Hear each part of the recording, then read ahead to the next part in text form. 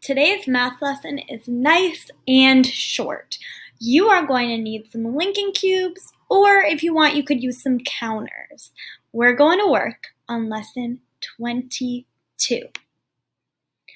All right, so let's go ahead and get started by counting how many linking cubes are on the screen. This will tell you how many linking cubes you need in front of you too. So as I count them, make sure you're taking out the right number of linking cubes yourself. I'm going to start here. 1, 2, 3, 4, 5, 6, 7, 8. I have 8 linking cubes. You can go ahead and pause the video while you get out 8 linking cubes yourself, or you can keep watching if you already have them. All right, so I see that my linking cubes are all over the place on this page right here. You see how they're really scrambled up and they're not really organized in any particular way. It's really important when we're counting to make sure that we're keeping track of which cubes we've already counted and which cubes we haven't counted yet. So while you count your cubes, you need to think about your counting path. Your counting path is where you start and it goes until you finish counting. I'm going to show you what I mean. For my counting path, I'm actually going to draw lines between the cubes that I've counted. I'm going to start here. 1, 2, 3, 4, 5, 6, 7, 8. Do you see how I drew lines between all of the cubes? That way I know which ones I've counted and which ones I still need to count. Now I've counted them all and they're all connected to each other. Did you count your cubes in a similar way? How do you count the cubes in front of you? You can draw lines like I did, or you can move your finger to make an imaginary line between the cubes as you count. But you have to make sure you're keeping track. Now let's organize these cubes in different ways.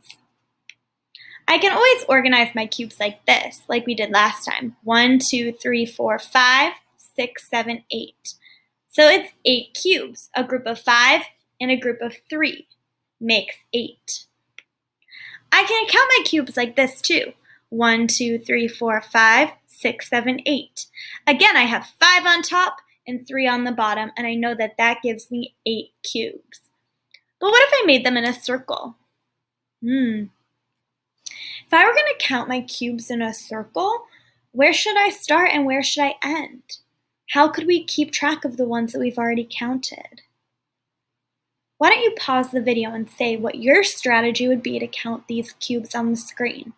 You could even pause the video and count them yourself and see if it matches what I do. I'm going to start with this orange cube.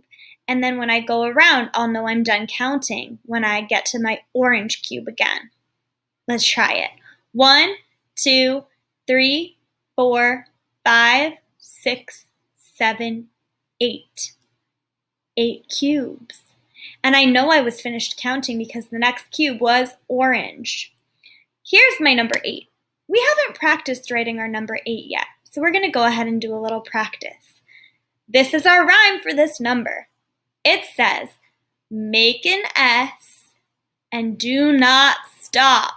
Go right back up and an 8 you've got. Let's try it again. Make an S and do not stop. Go right back up and an 8 you've got.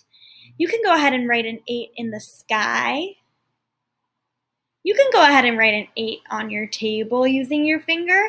And if you want to get out your dry erase marker, or you want to write on the 8 template in your book, you can go ahead and do that too.